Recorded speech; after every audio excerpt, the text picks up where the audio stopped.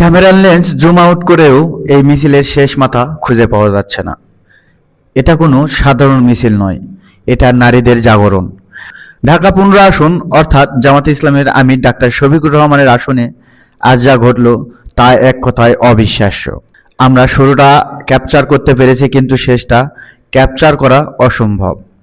স্থানীয়রা বলছেন, মিরপুরের ইতিহাসে নারীদের এত বড় শোডাউন আগে কখনো দেখা যায়নি। উপস্থিতি কত? 1 লক্ষ, 1.5 লক্ষ নাকি তারও বেশি, হিসাব মেলানো কঠিন।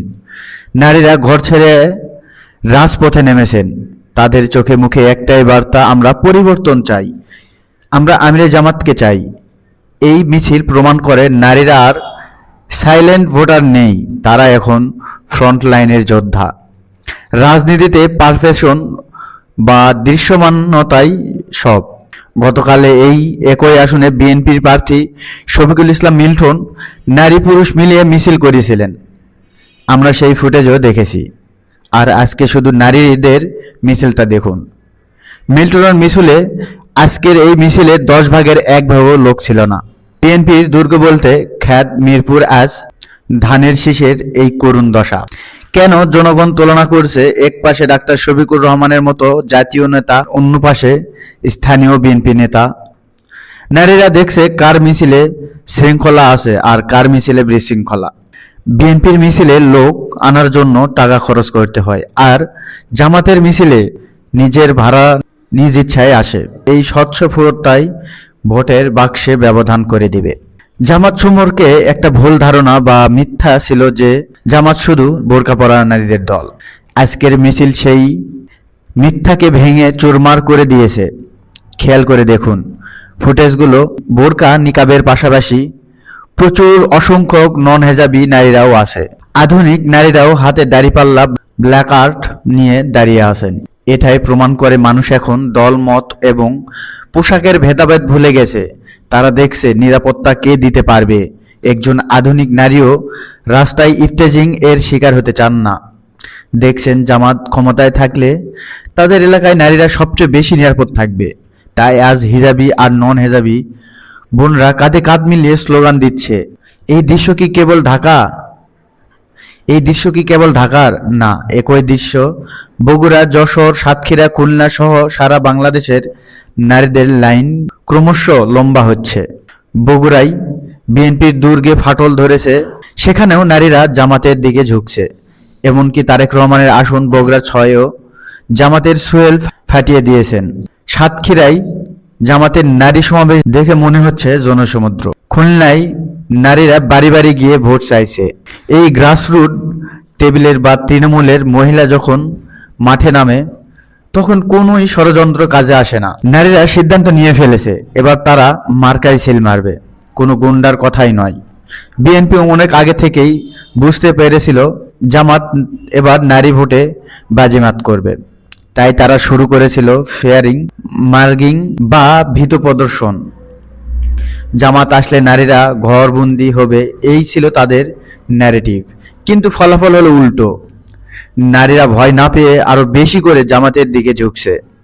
বিএনপি এই নেগেটিভ ক্যাম্পেইন তাদের জন্য লস প্রজেক্ট হয়ে দাঁড়িয়েছে। নারীরা এখন সচেতন।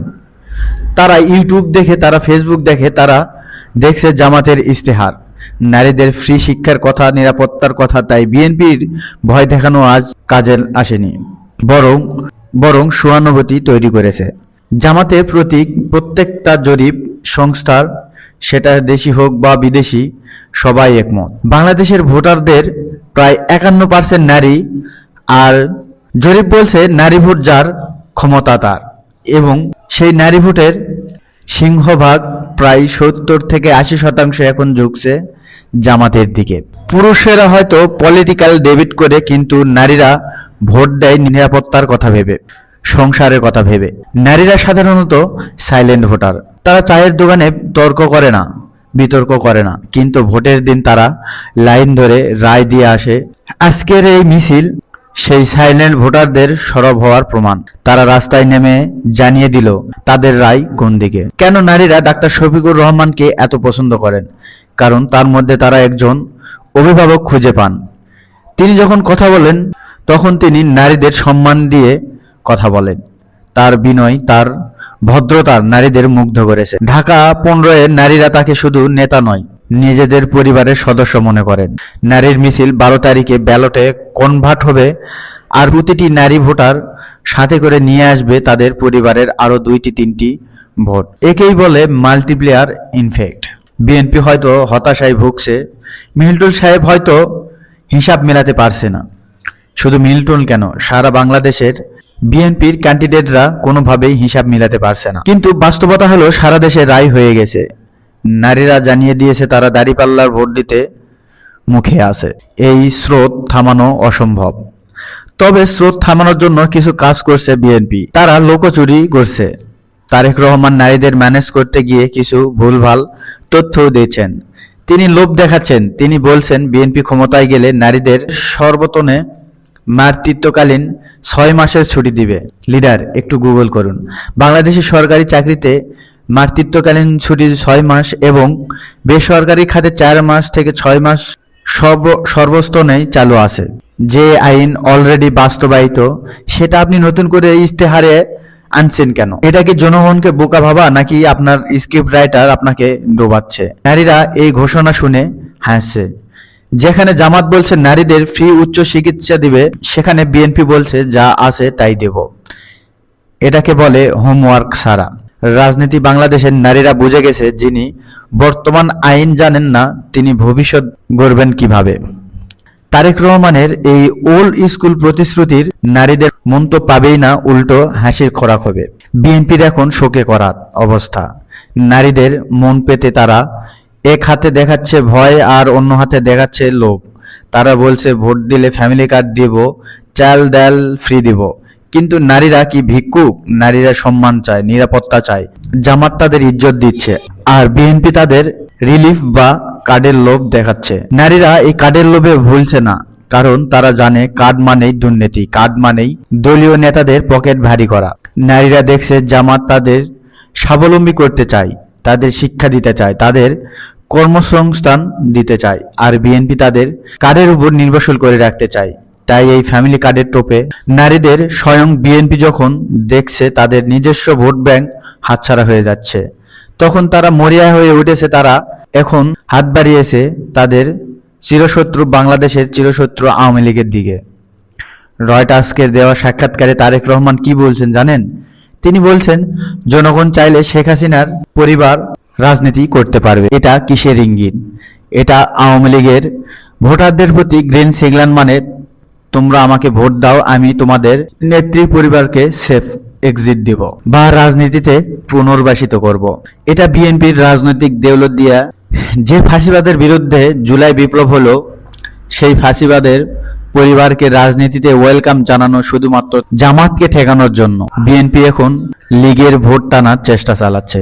কিন্তু এতে লাভ হবে না, কারণ আওয়ামী লীগের ভোটাররা বিএনপিকে বিশ্বাস করে না, আর বিএনপির নিজস্ব কর্মীরা এই কথায় হতাশ হয়েছে। তারেক রহমান আসলে কুল রাখতে গিয়ে সাম্য হারালেন।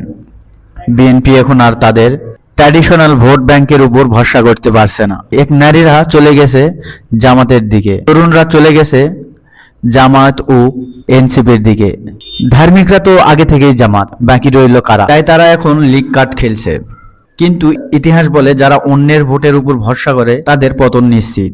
নিজস্ব শক্তি হারিয়ে বিএনপি এখন একবার আর্মিকে উস্কাচ্ছে, একবার কার্ডের লোভ দেখাচ্ছে, আবার লীগের কাছে ধর্ণা দিচ্ছে।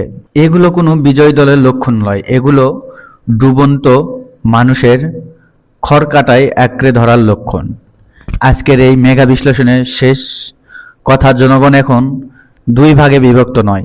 জনগণ এখন এক পাশে জামাত, যারা আধুনিক, বাস্তবসম্মত এবং নারীবান্ধব ইস্তেহার দিয়েছে, অন্য পাশে বিএনপি, যারা অগত্যা, লোভ এবং ফ্যাসিবাদের সাথে আপোষের রাজনীতি করেছে। তারেক রহমান সবেতন ছুটির প্রতিশ্রুতি হাস্যকর, তেমনি হাসিনার পরিবারকে রাজনীতিতে আনা হাস্যকর। প্রিয় দেশবাসী, সিদ্ধান্ত আপনাদের হাতে। আপনারা কি এমন দলকে চান যারা দেশের আইন জানে না, যারা ভোটের জন্য ফ্যাসিবাদের সাথে হাত মেলায়, নাকি এমন দলকে চান যারা নারীদের বিনামূল্যে উচ্চ শিক্ষিতা দিতে চায়?